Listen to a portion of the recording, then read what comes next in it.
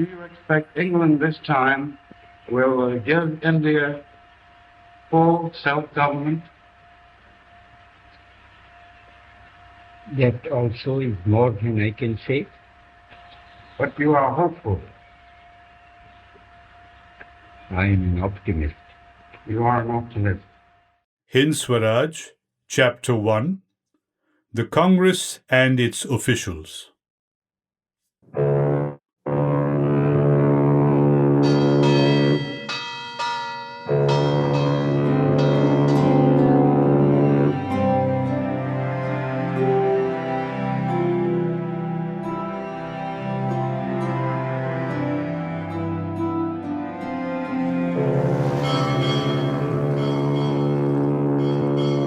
Just at present, there is a home rule wave passing over India. All our countrymen appear to be pining for national independence. A similar spirit pervades them even in South Africa. Indians seem to be eager after acquiring rights. Will you explain your views in this matter? You have well put the question. But the answer is not easy. One of the objects of a newspaper is to understand the popular feeling and to give expression to it. Another is to arouse among the people certain desirable sentiments, and the third is fearlessly to expose popular defects. The exercise of all these three functions is involved in answering your question. To a certain extent, the people's will has to be expressed. Certain sentiments will need to be fostered, and defects will have to be brought to light. But as you have asked the question, it is my duty to answer it. Do you then consider that a desire for home rule has been created among us? That desire gave rise to the National Congress. The choice of the word national implies it. That surely is not the case. Young India seems to ignore the Congress. It is considered to be an instrument for perpetuating British rule. That opinion is not justified. Had not the grand old man of India prepared the soil, our young men could not have even spoken about home rule. How can we forget what Mr. Hume has written, how he has lashed us into action, and with what effort he has awakened us in order to achieve the objects of the Congress? Sir William Wedderburn has given his body, mind, and money to the same cause. His writings are worthy of perusal to this day. Professor Gokhale, in order to prepare the nation, embraced poverty and gave 20 years of his life. Even now he is living in poverty. The late Justice Badruddin Tayyabji was also one of those who through the Congress sowed the seed of home rule. Similarly, in Bengal, Madras, the Punjab and other places, there have been lovers of India and members of the Congress, both Indian and English. Stay. You are going too far. You are straying away from my question. I have asked you about home or self-rule. You are discussing foreign rule. I do not desire to hear English names, and you are giving me such names. In these circumstances, I do not think we can ever meet. I shall be pleased if you will confine yourself to home rule. All other wise talk will not satisfy me. You are impatient. I cannot afford to be likewise. If you will bear with me for a while, I think you will find that you will obtain what you want. Remember the old proverb that the tree does not grow in one day? The fact that you have checked me and that you do not want to hear about the well-wishers of India shows that for you, at any rate, home rule is yet far away. If we had many like you, we would never make any advance. This thought is worthy of your attention. It seems to me that you simply want to put me off by talking round and round. Those whom you consider to be well-wishers of India are not such in my estimation. Why then should I listen to your discourse on such people? What is he whom you consider to be the father of the nation done for it? He says that the English governors will do justice and that we should cooperate with them. I must tell you with all gentleness that it must be a matter of shame for us that you should speak about that great man in terms of disrespect. Just look at his work. He has dedicated his life to the service of India. We have learned what we know from him. It was the respected Dada Bhai who taught us that the English had sucked our lifeblood. What does it matter that today his trust is still in the English nation? Is Dada Bhai less to be honored because in the exuberance of youth we are prepared to go a step further? Are we on that account wiser than he?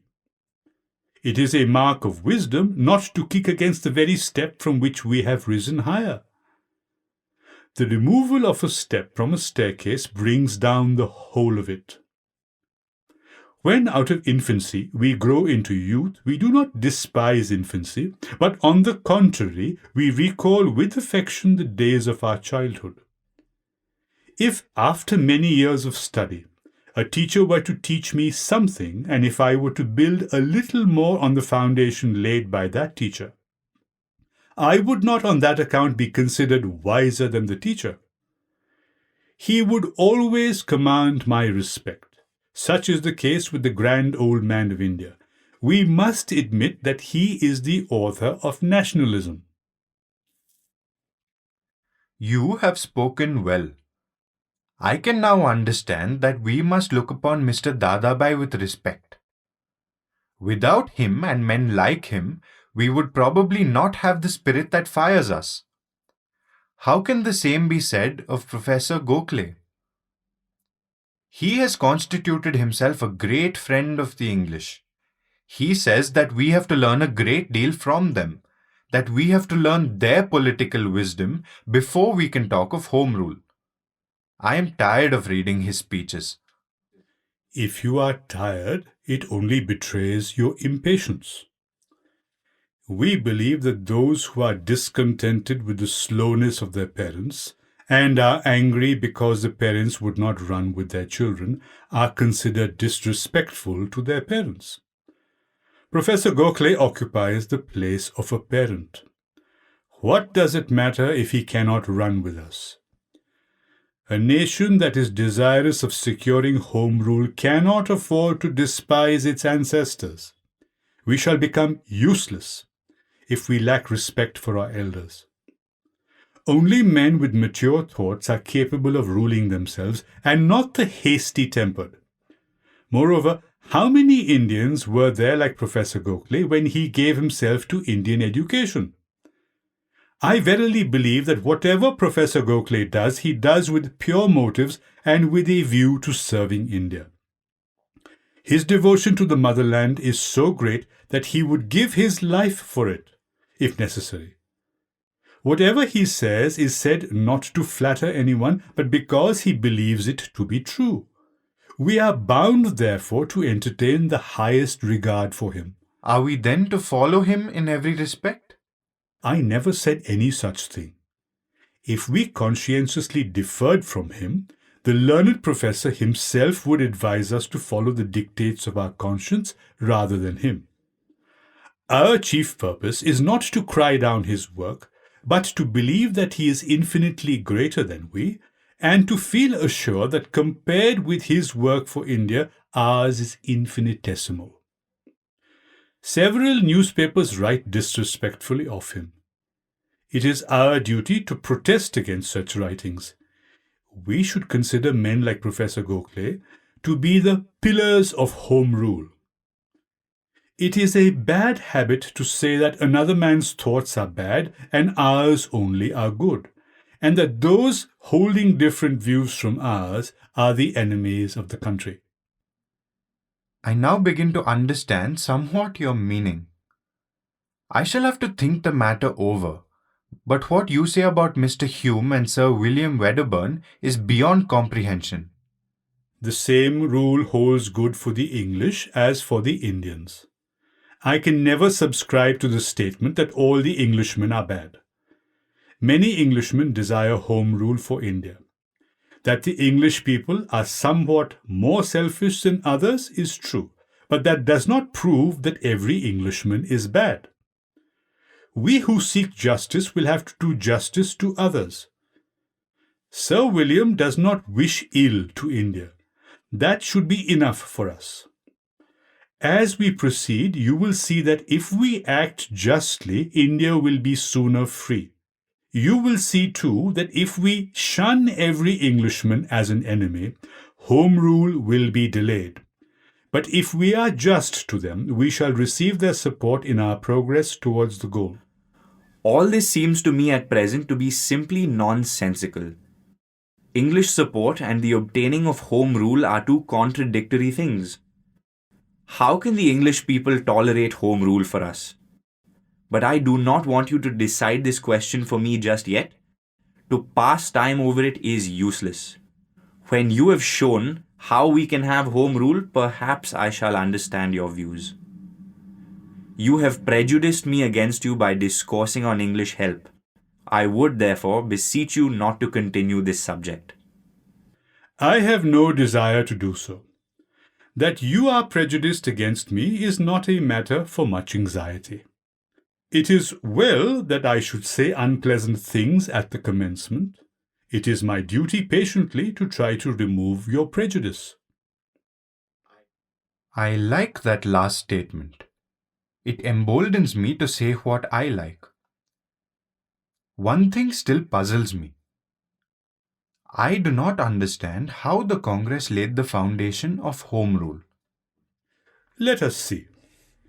The Congress brought together Indians from different parts of India and enthused us with the idea of nationality. The government used to look upon it with disfavor. The Congress has always insisted that the nation should control revenue and expenditure. It has always desired self-government after the Canadian model.